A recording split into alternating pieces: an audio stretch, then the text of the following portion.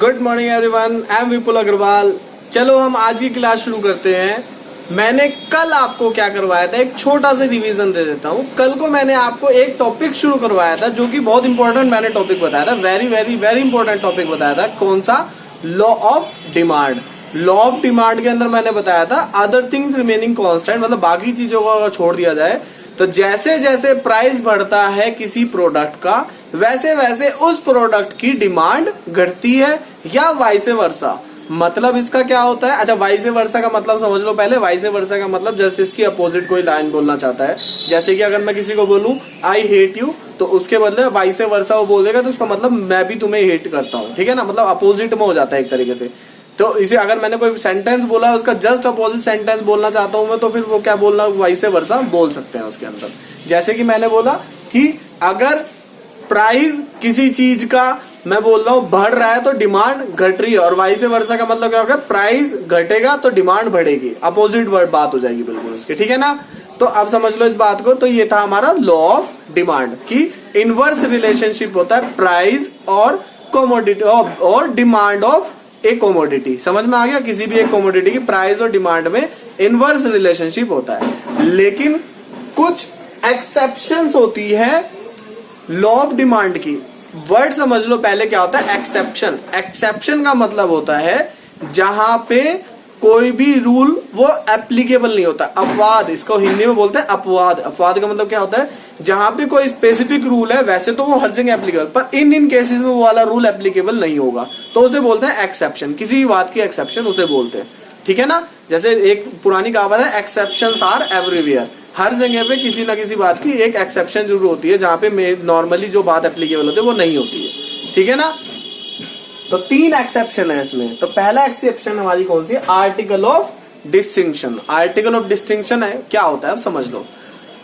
कुछ गुड्स होते हैं हमारे मार्केट में जो नॉर्मली बहुत ज्यादा, उनका क्या लोगों की मेंटालिटी होती है कि मतलब लोगों की मेंटालिटी है जो अपनी रेट के कारण ही वो इतने ज्यादा प्रचलित, वो इतने ज्यादा अच्छे हाई क्वालिटी के माने जाते हैं। जैसे कि मैं बोल दूं एप्पल का फोन, फरारी की कार, ये सब क्या है, ये इतनी ज्यादा आज इतनी बड़ी मतलब हाई फाई लोग इन्हें वैल्यू इतनी ज्यादा क्यों देते हैं? क्योंकि इनके रेट बहुत ज्यादा हाई है। तो ये इनकी डिस्टिंक्शन लोग आम गुड से ज्यादा डिस्टिंक्टिव क्यों ट्रीट करे जाते हैं? क्योंकि इनकी प्राइस की वजह से इनकी आज एक लोगों की इमेज बहुत ज्यादा हाई हो गई है। इनकी प्राइस की वजह से ही इनकी डिमांड भी है आज मार्केट में।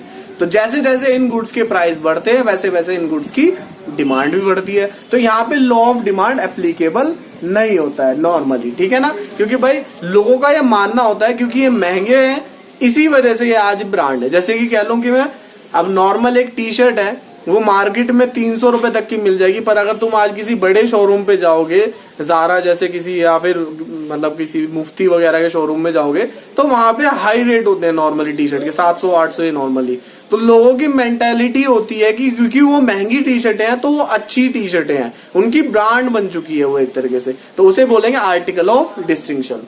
ठीक है ना, तो यहाँ पे लॉ ऑफ डिमांड एप्लीकेबल नहीं होता। दूसरा होता है गिवन गुड्स। गिवन गुड्स क्या होते हैं? अच्छा, इसका मैं एग्जांपल लिख देता हूँ। जैसे एक तरीके से कह लो एप्पल का फोन, ठीक है ना, एप्पल मोबाइल, ठीक है ना। दूसरा है हमारा गिवन गुड्स। गिवन गुड्स क्या होते हैं हमारे?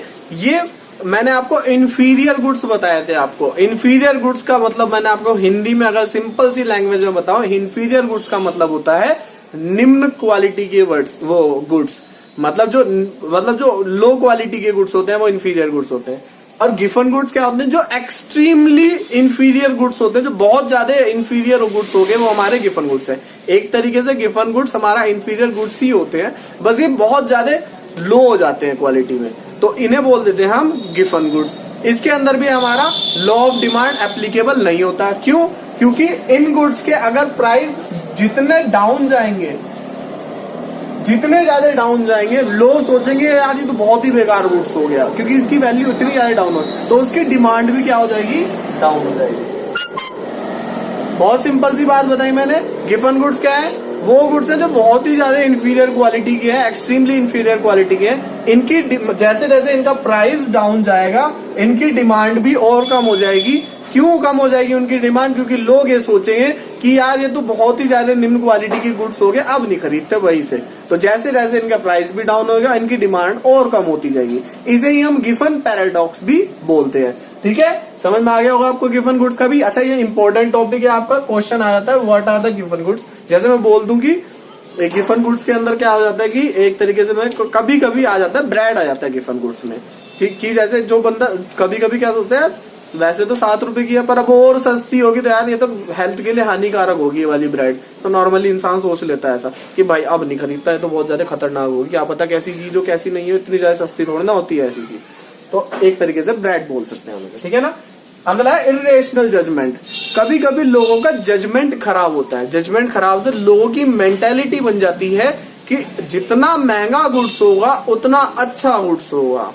इंडिया में स्पेशली ये वाले मेंटेलिटी है। मैंने आपको 2 एग्जांपल बताए थे अभी, क्या जैसे कि सबसे बढ़िया एग्जांपल एप्पल का फोन। लोगों की सोच बनी हुई है कि जितना महंगा फोन है उतना अच्छा फोन है, भले ही सेम फीचर्स आपको दूसरी कंपनी में सस्ते फोन में मिल जाए, पर एक ब्रांड बन चुकी है, लोगों की सोच बन चुकी है महंगा है तो अच्छा है। यहाँ मैं किसी बड़े शोरूम की टी शर्ट की बात कर दूं, लोगों की मेंटालिटी बन चुकी है कि महंगी टी शर्ट है तो अच्छी टी शर्ट है, पर एक्चुअलिटी में जो कपड़े का काम करते हैं उन्हें पता होगा कि ऐसा कुछ नहीं होता जो वो इतनी महंगी टी शर्ट बेचते हैं, इतनी महंगी शर्ट्स बेचते हैं। नॉर्मल कपड़ा ही होता है वो, उनकी मैन्युफैक्चरिंग सस्ती होती है, वो तो उनका ब्रांड नेम चल रहा है इसलिए इतनी महंगी महंगी बिक रही है। इलेक्ट्रिक सामान के अंदर होता है ऐसा, चलो मैं मानता हूँ कुछ, तो जैसे एप्पल में कुछ प्रोडक्ट अच्छे लगा रखे रखता है, वो कुछ सामान अच्छा होता है, पर वैसे मैं नॉर्मली ऑन एन एवरेज की बात कर रहा हूँ, ठीक है ना। तो उसे बोलते हैं इरेशनल जजमेंट। तो नॉर्मल लोगों की यहाँ पे जजमेंट गलत होती है, तो वो जितना महंगा गुड्स होगा वो सोचते हैं वो उतना ज्यादा अच्छा है, तो उतनी उसकी डिमांड भी बढ़ जाती है। तो ये थे हमारे 3 क्या exceptions of law of demand.